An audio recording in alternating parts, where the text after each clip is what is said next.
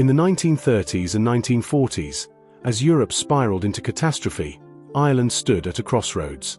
The scars of colonization were fresh. Barely a generation had passed since the Irish War of Independence had driven out the British, and the Civil War had torn the country apart. But for Irish Republicans, the fight was not over. The 6 counties of the north remained under British rule. Partition, imposed by Westminster, was seen as a betrayal of Ireland's sovereignty. Across the sea, the British Empire faced a new enemy, Adolf Hitler and his Nazi regime. To Irish Republicans, this offered a tantalizing possibility.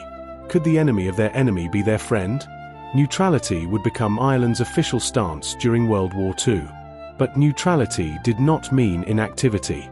Beneath the surface, a secret world of espionage, sabotage, and calculated desperation began to unfold.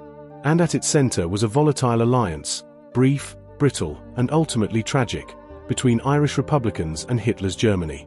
What follows is a story of opportunism, ideology, moral ambiguity, and the cold calculations made in the shadows of war.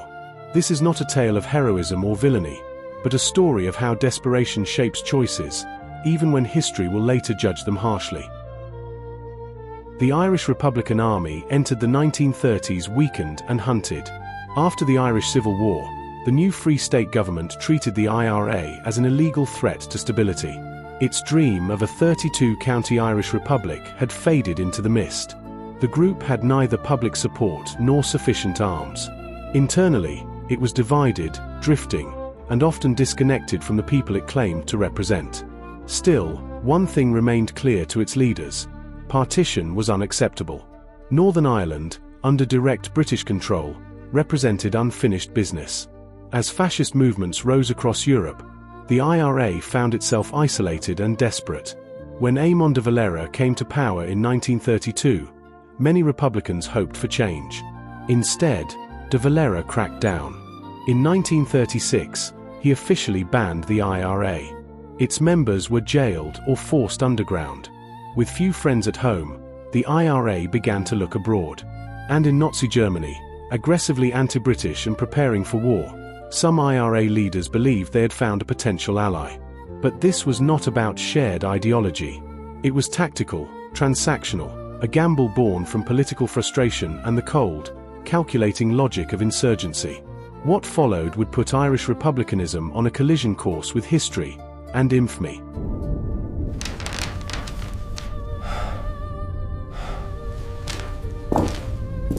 By 1939, Europe teetered on the brink of war. Nazi Germany had swallowed Austria and Czechoslovakia. Britain, still clinging to its empire, prepared for another devastating conflict. The IRA, sensing opportunity, launched what it called the Sabotage Campaign, a series of bombings across British cities meant to undermine morale and create chaos. The campaign failed to achieve its goals, but it revealed something crucial: the IRA needed outside help. Desperate for arms, training, and funding, they turned to Hitler's Germany. Through contacts in the United States and Europe, IRA intermediaries reached out to the Abwehr, Nazi Germany's military intelligence service. The Germans were interested, not out of sympathy, but out of strategy. Britain's western flank offered a tempting distraction, and Irish ports and airspace could be militarily useful. Thus began a cautious courtship. The IRA offered intelligence, sabotage plans, and a promise to destabilize British rule in Northern Ireland. In return, they asked for weapons and recognition of an Irish Republic once Britain was defeated. It was not a meeting of minds. It was a dance between desperation and exploitation. And at its center would soon stand a man named Sean Russell, an IRA commander willing to do whatever it took. Sean Russell was a veteran of the 1916 Rising, the War of Independence, and the bitter civil war that followed. By 1939, he had risen to become Chief of Staff of the IRA. And like many of his generation, Russell viewed the British Empire as Ireland's greatest enemy. When the opportunity came to deal with Nazi Germany, he did not hesitate. In 1940, Russell traveled to Berlin, where he met with the Abwehr. He received training in explosives and sabotage.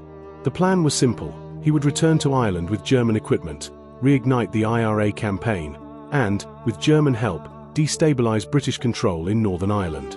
But fate had other plans. On August 9, 1940, Sean Russell died aboard the German U-boat U-65 off the coast of Galway, suffering a burst ulcer. He never reached Irish soil again. His death ended Germany's most direct line of contact with the IRA. To some, Russell was a patriot, doing whatever necessary to strike at British rule. To others, he was a man who aligned himself with fascism, trained by Nazis, and willing to ignore their crimes for his own cause.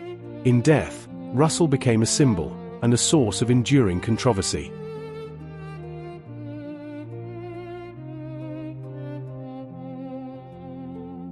Even as the IRA reached out to Berlin, the Irish state moved decisively to stop them. Éamon de Valera, leader of Neutral Ireland, understood the threat. He had no love for the IRA's ambitions, or for Hitler. While Ireland maintained official neutrality, de Valera's government quietly cooperated with Britain to monitor and disrupt any German plots using Irish territory. From 1940 to 1943, German military intelligence launched several operations to land agents in Ireland and the UK, often using IRA contacts as intermediaries. Most of these missions, codenamed Operation Lobster, Seagull, and Whale, ended in failure. Agents parachuted into fields, only to be arrested within hours. Locals turned them in. The IRA, disorganized and infiltrated, was unable to support them.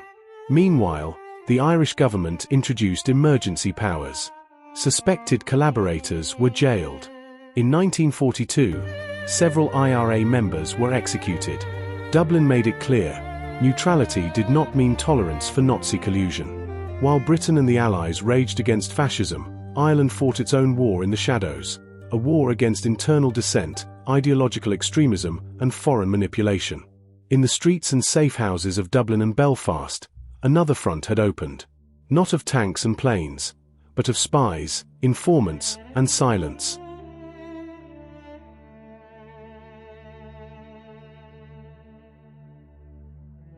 On May 2, 1945, just days before the war in Europe ended, Éamon de Valera did something that stunned the world.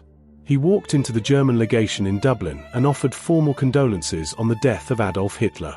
It was a diplomatic gesture, a matter of strict protocol, de Valera insisted. Ireland had offered condolences to other fallen leaders. To do otherwise would have betrayed neutrality. But in the eyes of the world, it was a gesture that rang hollow, even obscene. The concentration camps had been liberated. The full horror of the Holocaust had begun to emerge. And yet here was the Irish leader, solemnly acknowledging the passing of history's most reviled dictator. To many, it was the final misstep in a balancing act that had long walked a moral tightrope. Ireland had stayed out of the war, but at what cost? 4 years to come, de Valera's condolence visit would remain a stain on his legacy. Defenders argued it was protocol. Critics called it cowardice. Some even called it complicity. It was a moment when the letter of neutrality clashed with the spirit of humanity, and history would never forget. We need to get these plans out by morning. The routes across the sea are too risky. There must be another way. The story of Irish republicanism's brush with Nazi Germany is not a tale of alliance, nor one of treason in the classic sense. It is a story of desperation, of a stateless movement, fighting a forgotten war, seeking help from whatever corner it could find. For the IRA, Hitler's Germany was a means to an end. For the Nazis, Ireland was merely a pawn in a larger game. No true partnership ever emerged. What did remain were questions about morality, strategy, and the costs of unwavering hatred. The legacy lives on in statues and silences. In Dublin's Fairview Park stands a statue of Sean Russell. It has been vandalized, defaced, and defended for decades. Some still call him a patriot, others, a collaborator. And so, the question lingers, can you fight for freedom while allying with tyranny? In the end, history offers no easy answers. But it reminds us that even noble causes can be stained by the company they keep. This was a chapter Ireland does not always tell. But it is one we must remember.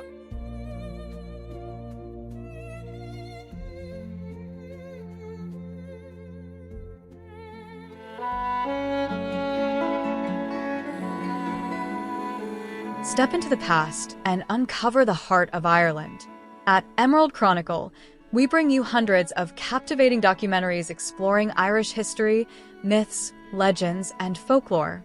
Our playlists guide you through Ireland's fascinating journey, from prehistoric Ireland, proto-historic and Celtic eras, and the early Christian and Viking periods, to the Anglo-Irish invasion and the lordship of Ireland.